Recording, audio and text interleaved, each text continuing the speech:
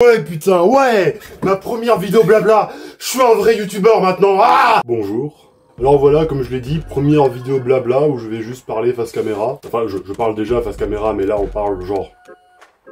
de moi. Alors pourquoi, vous allez sans doute me demander? Tout d'abord parce que tous les vrais youtubeurs passent par là. Ensuite parce que je sentais que c'était le moment, voilà, tout simplement. J'avais une envie. Parce que ça va me permettre d'aborder des sujets qui ne passeraient pas dans une vidéo à eux tout seuls. Parce qu'ils sont trop petits, en fait trop courts. Et aussi parce que ça va me permettre de mettre le pied déjà dans certains projets. Donc des news de la chaîne, des projets, quelques réflexions notamment sur le monde du développement personnel sur YouTube. Ce qui va intéresser tous ceux qui sont concernés de près ou de loin. C'est un vrai menu de buffet à volonté que je vous propose. Alors parlons peu, parlons bien, c'est parti. Alors mes deux premiers sujets, ça va aller très vite parce que c'est vraiment que pour la forme. Le premier, j'ai fait ma rentrée à l'université, voilà. C'est pour cela qu'il n'y a pas eu de vidéo en septembre, simplement parce qu'il fallait le temps pour moi d'absorber le choc de ce changement. Si vous y êtes déjà passé, vous savez que c'est pas une rentrée facile. C'est tout un nouveau rythme étudiant qu'il faut que j'absorbe pour pouvoir ensuite adapter mon rythme de vidéo. Mais maintenant que la voiture est en marche, ne vous inquiétez pas, on va reprendre ça de plus belle. Puis l'université, ça me fera des histoires à raconter, voilà. Ensuite, ça aussi, je trouve ça un peu bizarre, YouTube m'a retiré certains droits de ma chaîne. Je n'ai plus le droit de mettre de commentaires épinglés, j'ai une limite de vidéos par jour. Je savais même pas qu'il y avait une limite de base aux vidéos que je peux mettre par jour. Je ne peux plus intégrer de liens dans mes descriptions. Et je ne peux plus faire de live. Quel dommage, je faisais tellement de live. Alors YouTube m'a dit que c'était un problème par rapport à mon historique de chaîne qui serait insuffisant, peu importe ce que ça veut dire. Le processus pour regagner mes droits est en cours, mais voilà. Donc désolé les gars, il y aura plus de commentaires épinglés je suppose. Et puis quand je vous dirai de me suivre sur Instagram, vous devrez taper mon pseudo avec votre clavier et vos petits doigts, et vous ne pourrez plus cliquer sur le lien. Que des bâtons dans les roues, hein. Voilà, donc ça c'était les sujets chiants, maintenant on peut passer au concret. Le premier sujet, ce sont les très bonnes stats que j'ai eues sur mes dernières vidéos. Particulièrement la vidéo sur les manipulateurs d'animé et c'est 18 000 vues, c'est incroyable. Il y a un mec super connu qui a commenté. J'ai été félicité, j'ai été complimenté à la fois en commentaire, à la fois en privé. C'était au moment où j'avais un job étudiant qui était plus ou moins pénible, alors ça me faisait un peu de réconfort quand je rentrais chez moi de savoir que j'avais une vidéo qui marchait. Alors les statistiques n'ont pas exactement suivi sur les vidéos d'après, même si je remarque que le nombre de gens qui ont regardé a quand même un peu augmenté par rapport à la moyenne. En fait, si vous êtes un petit youtubeur comme moi, c'est un moment que vous devez attendre, c'est le moment où votre vidéo, une vidéo, va commencer à péter l'algorithme. En fait, sur YouTube, ça se fait de manière très... comme ça. Pendant un long moment, tu vas faire des vidéos un peu dans le vide, tu n'auras pas beaucoup de vues, et puis à un moment, tu sais pas pourquoi, ça va grimper, tu vas tout éclater d'un coup, et c'est comme ça qu'on se lance en fait. Moi je l'ai vraiment très bien pris, et j'en profite pour remercier encore une fois toutes les personnes qui ont liké, commenté, qui se sont abonnées, et qui me suivent désormais. Et ensuite, suivant ce succès, j'ai pris une décision qui en fait allait de toute façon s'imposer à un moment donné toute seule. Je vais changer la formule des vidéos. C'est-à-dire que si vous regardez ma chaîne YouTube, c'est une chaîne YouTube de développement personnel, mais comme il en existe des dizaines sur le YouTube francophone. Je raconte très peu de choses originales, même si j'essaye d'être original et de toujours renouveler ce qu'on dit, je finis par répéter ce que d'autres gens ont dit. Vous suivez d'autres youtubeurs comme Hamza ou LoanLV, c'est des choses que vous connaissez déjà. Et même moi, c'est un sujet que je sais que je ne pourrais pas exploiter indéfiniment. C'est pour ça que j'ai envie de changer et de faire des vidéos qui vont moins parler de dev perso, mais qui vont plus parler de ce que je fais moi, de ma personnalité, de mon avis sur certaines choses. Je sais que j'en ai les capacités et que globalement ça plaira plus aux gens. Par exemple, la vidéo sur les manipulateurs d'animé est un parfait exemple d'à quel point ça peut bien marcher. Une vidéo qui garde un fond de développement personnel, mais qui n'en parle pas directement, ce n'est pas le cœur du sujet. Et donc même si je vais encore faire des vidéos de développement personnel assez classiques, sur certains sujets que j'aime bien, par exemple là, j'aimerais vraiment bien en faire une sur le Winter Arc, ce sera plus le sujet principal de la chaîne, vraiment.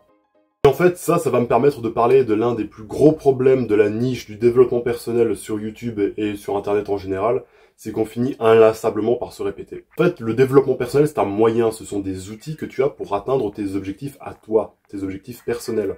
Et ces moyens, je suis désolé, mais au bout du compte, il n'y en a pas 10 000. Faire du sport, prendre soin de sa santé mentale, prendre soin de sa santé spirituelle. Même si ça encore, il y a limite que moi qui en parle en français. Ou plutôt qui essaye d'en parler. Ne pas être une grosse merde, de taffer sérieusement, ne pas regarder de porno. Tout ça, c'est des trucs qui deviennent quasiment élémentaires pour les gens qui traînent que quelques mois dans cette niche. Et ça n'a plus vraiment de sens de les répéter au bout de quelques vidéos. Je dis pas, le développement personnel c'est méga important et ça restera une des bases, une des valeurs de ma chaîne pour toujours. Et c'est un sujet qu'il faut inlassablement ramener sur la table pour que plus de gens s'y mettent et que pour ceux qui y sont déjà restent motivés et continuent. Mais en tant que créateur de contenu, c'est un cul-de-sac. Quand on a tout dit, on a tout dit. On peut se répéter pour faire des vues, pour essayer d'augmenter son audience. Et quand t'es étudiant, que t'as d'autres choses à faire à côté et que t'as pas que YouTube comme occupation dans la vie, c'est dur de se répéter. Pendant qu'il y en a qui font une centaine de vidéos par an, moi quand j'en fais 10, je suis content. Et ça fait que 2 ans. Et l'une des conséquences de ce problème, c'est que toutes les chaînes YouTube de développement personnel suivent la même structure. Le mec commence ses vidéos, il commence à faire ses plus grosses vues, il commence à avoir de l'influence, à se faire un nom. Ensuite, il lance un business, genre vente de formation ou un truc comme ça pour se faire de l'argent. Ensuite, il passe dans une phase schizophrène où il va commencer à parler de grosses dingueries parce qu'il a complètement perdu pied avec la réalité. Ça, c'est mon prochain arc. L'arc schizophrénie. Et vous êtes invité. Puis ensuite, il va y avoir une petite remise en question où il va se dire « Oh, maintenant je me pose, maintenant je vais faire autre chose, je vais faire moins de vidéos. » En fait, il va se concentrer sur son business qui est en arrière-plan et sa chaîne, elle, va commencer à prendre un peu la poussière. Même si je pense que c'est nécessaire pour la personne qui est derrière la chaîne, voilà, d'avoir de l'argent, d'avoir son business, d'avoir ses occupations en dehors de YouTube, à la fin, ça fait pas une bonne vitrine pour le développement personnel alors qu'on pourrait aller tellement plus loin. Je le dis, on peut aller plus loin, mais ça nécessite d'avoir une vision que les autres chaînes n'ont pas, et parce qu'elles n'ont pas cette vision, elles tombent dans la boucle.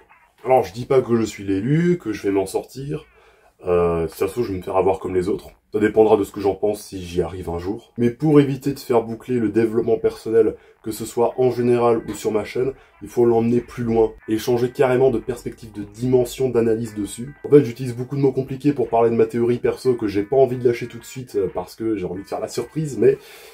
ouais, le problème en général avec les petites chaînes de développement personnel comme la mienne, et comme il y en a plein d'autres, entre 0 et 50 000 abonnés, c'est que ces gens-là ont commencé leur chaîne parce que un youtubeur de développement personnel leur a dit de commencer une chaîne.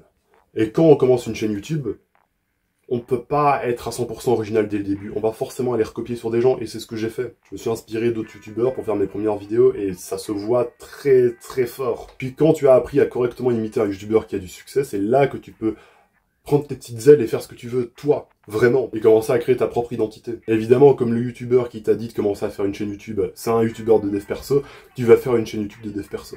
Donc mon conseil globalement, c'est ne tombez pas dans la boucle. Moi, j'ai décidé que j'allais en sortir, que j'allais faire d'autres choses qui vont complètement changer de ce qu'on voit d'habitude. Vous, en tant que viewer sur YouTube, je vous invite à accueillir ce changement, parce que c'est tout ce que je peux faire. Soutenez ceux qui le font aussi, soutenez tous les créateurs originaux qui se lancent dans des trucs plus compliqués, parce qu'ils sont justement différents et qui ne restent pas dans un moule. Et si vous êtes pareil, un petit créateur, ou même un gros, remettez en question de temps en temps ce que vous faites en vous demandant est-ce que j'apporte de la valeur aux gens, est-ce que mon contenu reste pertinent, comment est-ce que je peux me renouveler. Parce que c'est cette capacité de se renouveler qui distingue le youtubeur qui aura son temps de gloire quelques années et qui ensuite va tomber dans l'oubli, du youtubeur qui lui reste en permanence à la surface. Donc voilà, c'était un gros morceau, donc on va passer au 4e sujet, qui est que j'aimerais parler de religion. Pourquoi est-ce que j'aimerais parler de religion? Eh bien parce que je suis chrétien, que c'est un sujet important pour moi, que c'est un sujet important pour plein d'autres personnes, qu'en ce moment, partout dans le monde, il y a une véritable renaissance chrétienne qui est phénoménale à observer, et parce que je pense que Jésus-Christ peut faire beaucoup de bien à beaucoup de personnes. Donc même si j'aimerais bien faire le e-missionnaire, il y a quelques obstacles qui s'y opposent. D'abord, c'est un sujet très touchy, la religion très glissant. Par exemple, moi, rien qu'en disant que je suis chrétien, on peut facilement me catégoriser à gauche, à droite, comme ci, comme ça. Certains me verront comme un énorme imbécile arriéré qui croit en des histoires archaïques qui viennent d'un autre âge. Certains penseront que je suis quelqu'un de profondément haineux et obscurantiste. Je vois déjà les commentaires venir en mode il y a encore des imbéciles qui croient à Dieu et à ses contes de fées. Après, personnellement, je sais auprès de qui et auprès de quoi je suis engagé, donc ça ne m'atteint pas directement. Comme n'importe quel sujet un peu touchy, si vous en parlez mal, ça bousille tout, ça bousille tout. Et puis encore, je ne sais pas si je m'y connais assez pour parler d'un sujet aussi complexe que le christianisme, en particulier catholique, et vous rajoutez un carré à la complexité. Donc c'est dans mes souhaits, c'est dans ma liste de sujets que j'aimerais aborder, je sais qu'il y a un potentiel. Est-ce que j'arriverai à en tirer le meilleur? Je ne sais pas. Je vous mets au courant, vous me dites ce que vous en pensez, voilà. Techniquement, jusqu'à maintenant, dans mes vidéos ou dans mes interactions en ligne, j'essaye de toujours mettre les vertus chrétiennes en premier. C'est-à-dire que même sans forcément mentionner le christianisme ou Jésus ou l'église ou quoi que ce soit, Dans mes vidéos, vous retrouverez des thèmes chrétiens, vous retrouverez la philosophie chrétienne. Pour l'instant, elle ne m'a jamais déçu, elle m'a beaucoup aidé, c'est mon témoignage, et j'espère pouvoir partager un jour ce message de paix, d'espérance, d'amour. 5e sujet, toujours dans l'objectif de me diversifier un peu au niveau des vidéos que je fais, je voulais tenter l'humour. J'ai écrit sur ma feuille 5. Je pensais essayer de faire de l'humour, mais je suis un triste cire, ce qui est plutôt le cas d'ailleurs. Alors je sais que l'ère des podcasts sur internet est complètement finie, et que chaque jour qui passe, il y a une nouvelle couche de drama qui vient l'enterrer encore plus profondément. Mais l'humour en général, lui, n'est pas mort, et c'est toujours quelque chose qui peut agrémenter les vidéos. Je pense que je me donne globalement un côté un peu trop nerd dans mes vidéos. Je parle trop sérieusement, alors que dans la vraie vie, vous me verrez, je suis un imbécile complet. Dans le bon sens du terme, je veux dire. Et c'est une facette de ma personnalité que je n'arrive pas à retranscrire à la caméra, alors qu'honnêtement, bah, c'est l'une des meilleures. Putain, quelle modestie. Voilà, donc si je suis drôle, vous pouvez mettre un like. S'il vous plaît. Et 7e et dernier sujet, c'est le fameux vlog en Alsace que j'avais promis dans la dernière vidéo. Vidéo sur l'amitié, j'ai parlé de l'Alsace. Alors j'y suis allé, je confirme, avec François, on est allé voir SkyZix. Mais le vlog en lui-même, à chier tout simplement. En fait c'est simple, on a plutôt profité de ce petit voyage de manière humaine plutôt que de manière YouTube quoi. J'ai full vidéo mais je pense qu'honnêtement, vous en foutez quoi. Si c'est pour prendre un truc de 25 minutes où c'est juste moi qui me balade à Strasbourg et qui fait « Oh c'est beau ça !» Flemme.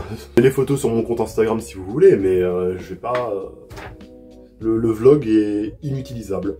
Il y a rien à voir, circuler. Après, n'empêche que c'était une super expérience, que j'ai adoré tout ce que j'ai vu, tout ce que j'ai vécu, mon premier voyage sans les parents, sans l'école ni rien. Et malgré le fait que je n'ai quasiment rien payé, il m'a quand même coûté cher, faut le faire ça. Mais voilà, du coup, le vlog est annulé, il ne sortira pas. C'est déjà ma 3e ou 4e vidéo qui avait déjà été commencée, mais qui ne verra jamais le jour. Ça arrive. Cette vidéo est désormais terminée.